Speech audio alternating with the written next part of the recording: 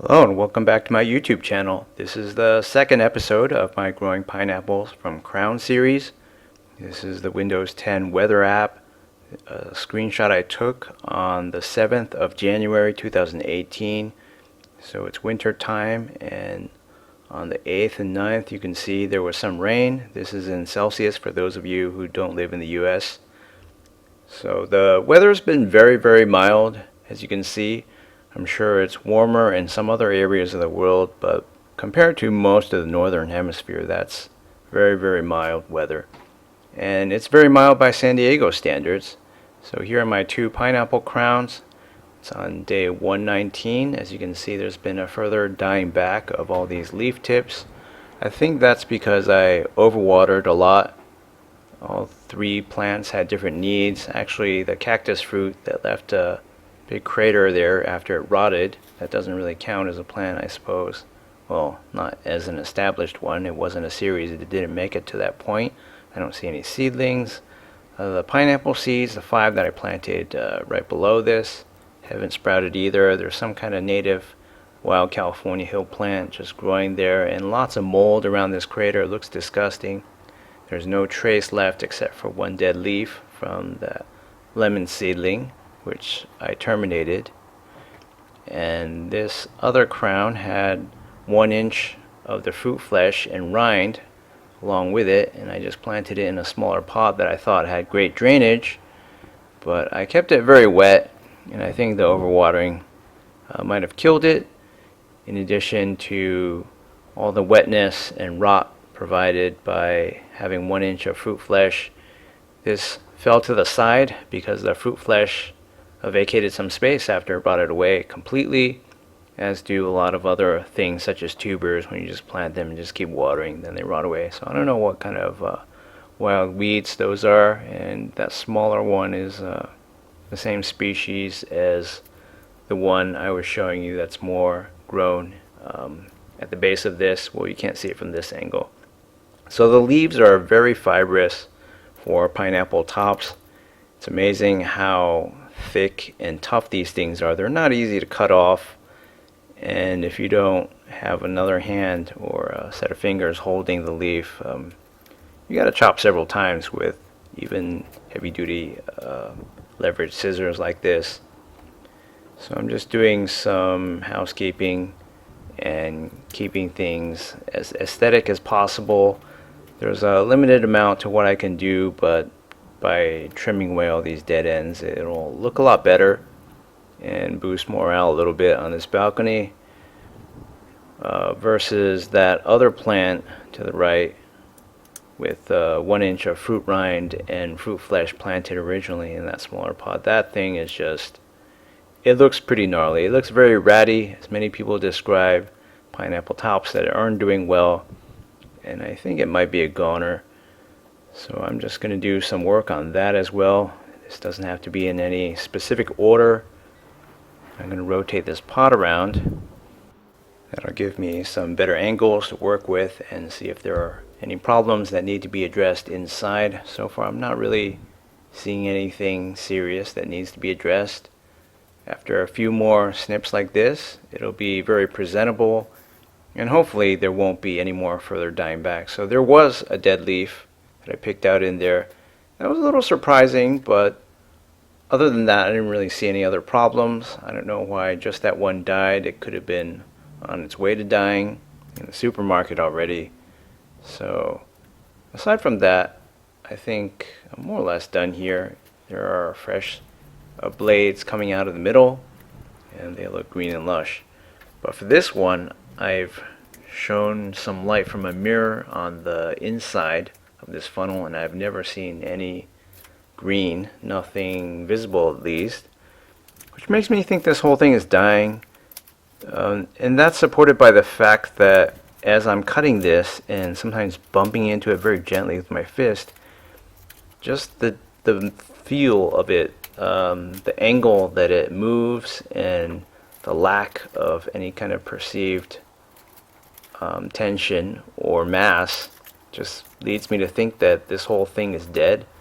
So it's not just visually, this thing is pretty much gone, and I can cut away all I want, but I don't really think this thing is going to make it. So, yeah, it's lost so much mass right there just by all this trimming. You can see that there's hardly anything left. Not a good sign. That isn't to say that this method of cutting 1 inch deep into the fruit with rind won't work. As you can see, I just pulled out the entire core of what were supposed to be the newer leaves.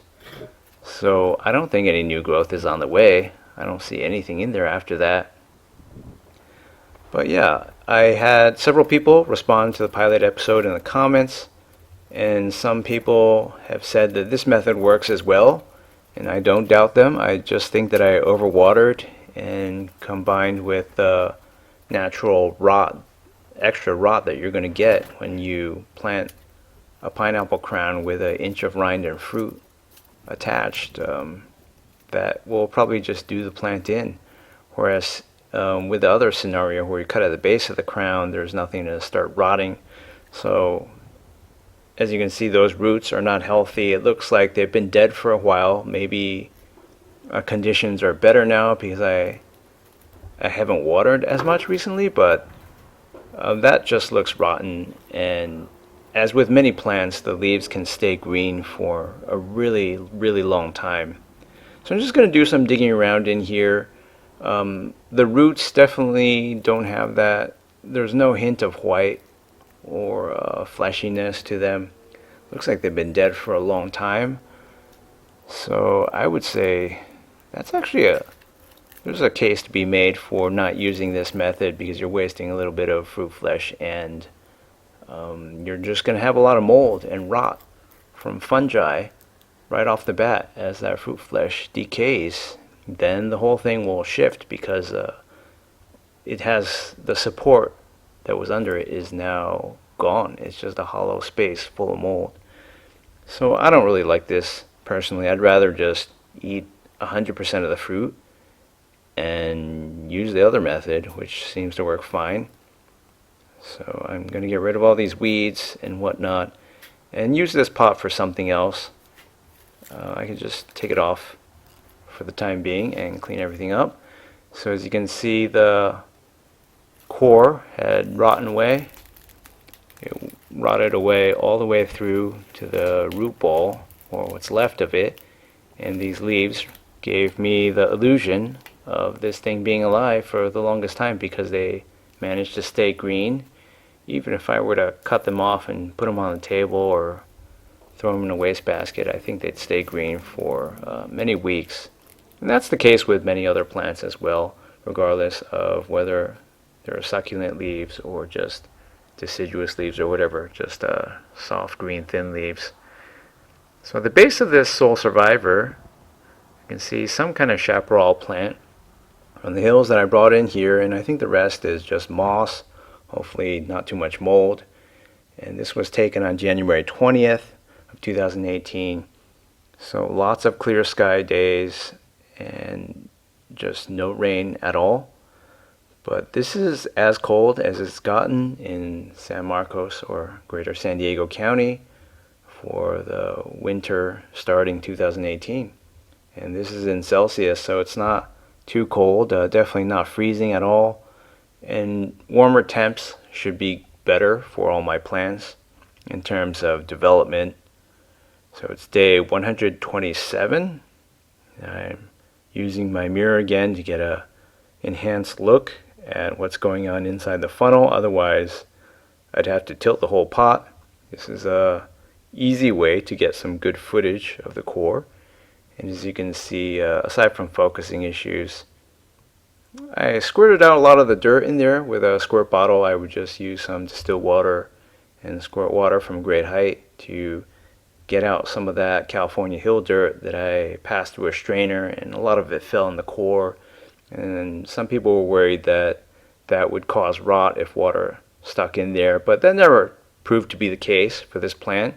The water always just ran through past all these leaves and hit the bottom at that one spot that's close to us, which is a little indented because of that reason. So as you can see, the new leaves are now coming up, and it's made a little bit easier to see these because all of the existing leaves that were in the original supermarket ready crown, they just kind of peel back and get flatter and flatter and closer to the ground as time goes on. So that process has sort of stopped, but I think part of that is because the core is growing, so it's actually a good sign if that happens. So this plant is very interesting. If you know what species that is, it looks like there's 3 growing out there, and they might form some kind of matted colony, although I was more leaning to the school of thought that maybe there were some kind of a chaparral scrub that eventually gets to be very big. I think it's too early to tell, and I haven't seen many of those wild plants in their nascent developing stages to know for sure what that is. Maybe it's camise or something. I'm not too sure. But if you're a chaparral expert, feel free to chime in on that. Otherwise than that, it looks like we're coming along nicely with this pineapple crown, and it's got the whole pot to itself. So thanks for watching, and please stay tuned for a 3rd episode.